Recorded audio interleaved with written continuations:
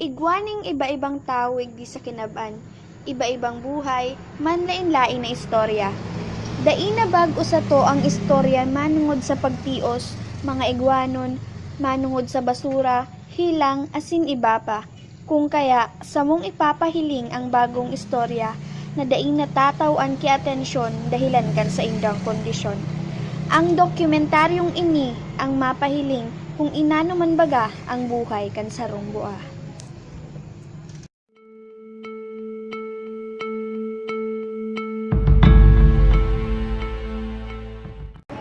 Deita paglingawan na sa record kan pagkabua, igwaning magayon na istorya. Sa satuyang istorya, kita ang bida. Ini ang buhay kan sarong bua. Ako si Alyssa Rita Marmol, istorya mo, idodokumentar ko.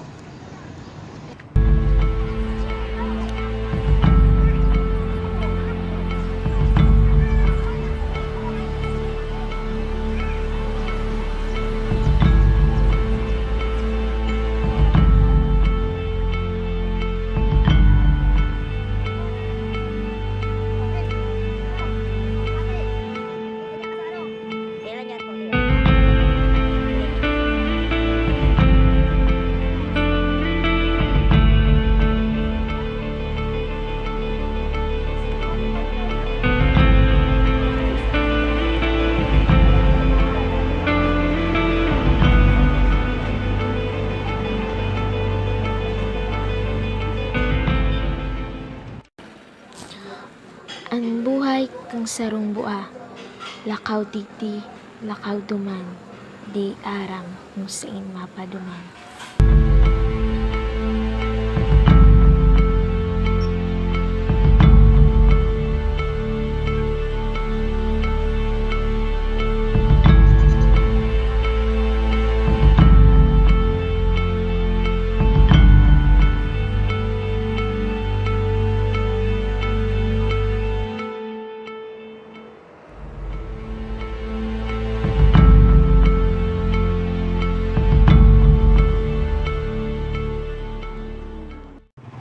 Sa ikainot na paghanap kan sarong bua, grabing sakit man ang pig-agihan mo.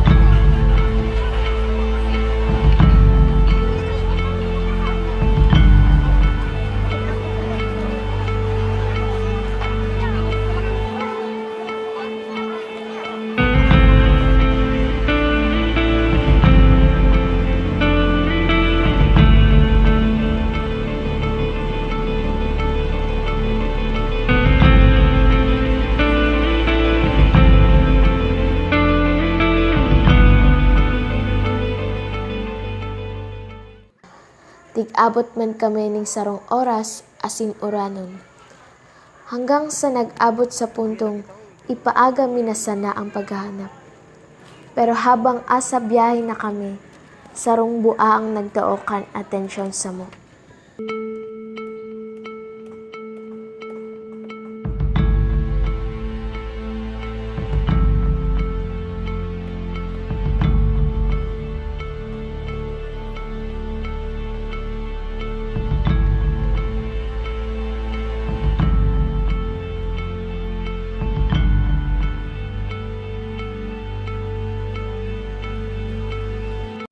Mahiling man na nakiistoryahan sa sadili asin iba-iba ang iwason na bakong natural sa normal na tao.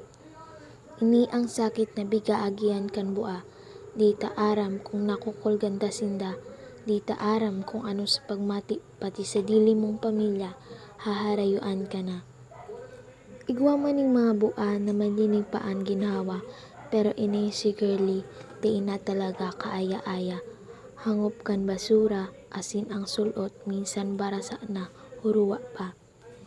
Kung kaya bako sana siyang bua pulubi naman. Tamaski sa insa na ang panlimos-limos niya masakit na marahay lalo na pagdait ng kaibas sa buhay. Panupa man ining bua na buruhay pa ang pamilya pero di inam pakiaram sa inda.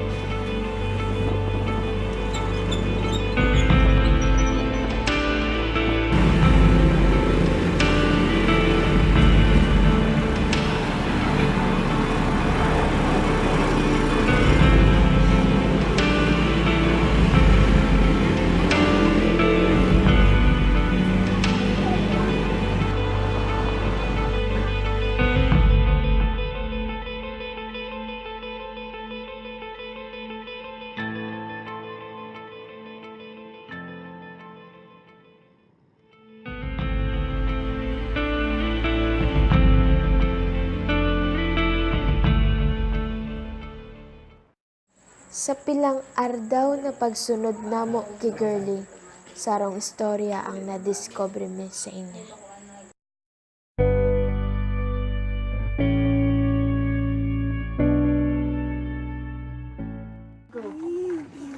Good morning po, ma'am. Mahapot lang. May interview lang po kami about kay Girly Aquino po. Pwede po isin niyo po kung anong background po. Maski diit lang po. So, magpunta sinda uya sa gladay pa sinda. Okay pa siya.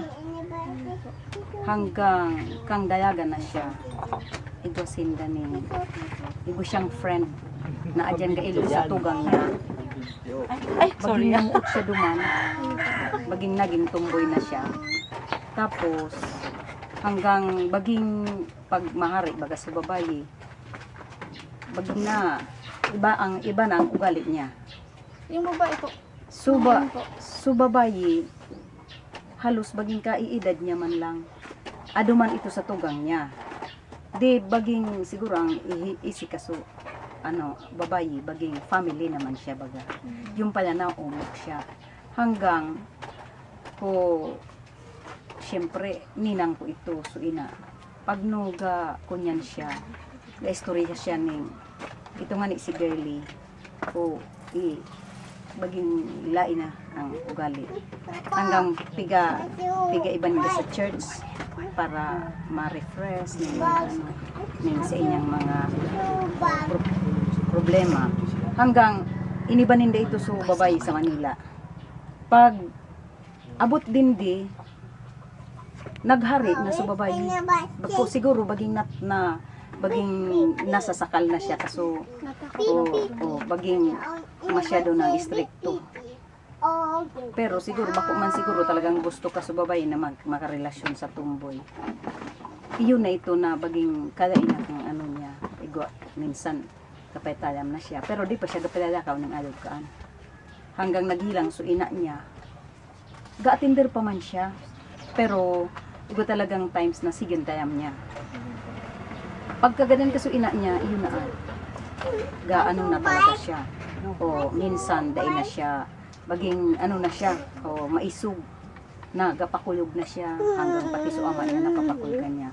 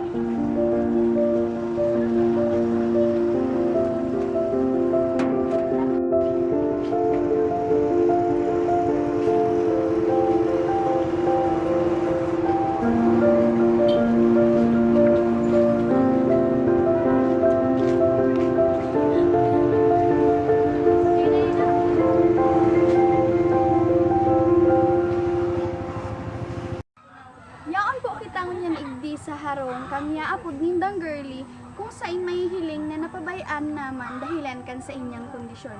Mara, ibahan nindo ako.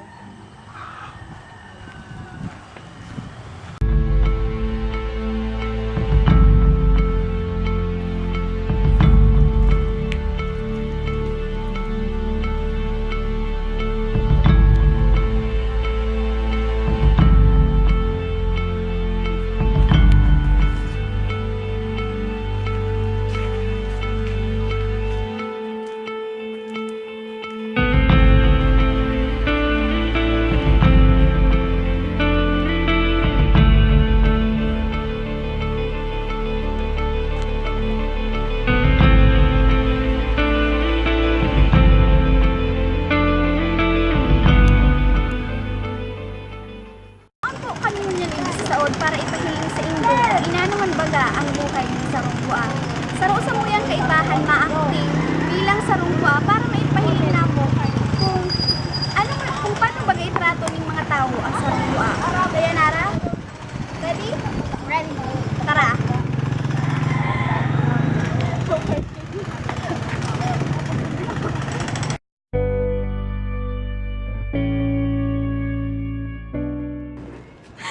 Yung feeling na ako nganing tultul pa, nasakitan, nakulgan kung paano itrato ng iba ang bua. Yung harayuan ka, kutsaon, kulgan ng mga tao. Ano pa kaya ang namati ning bua na daitangan aram kung nakukulgan man sinda? Ang buhay kan sarong bua, grabing sakit.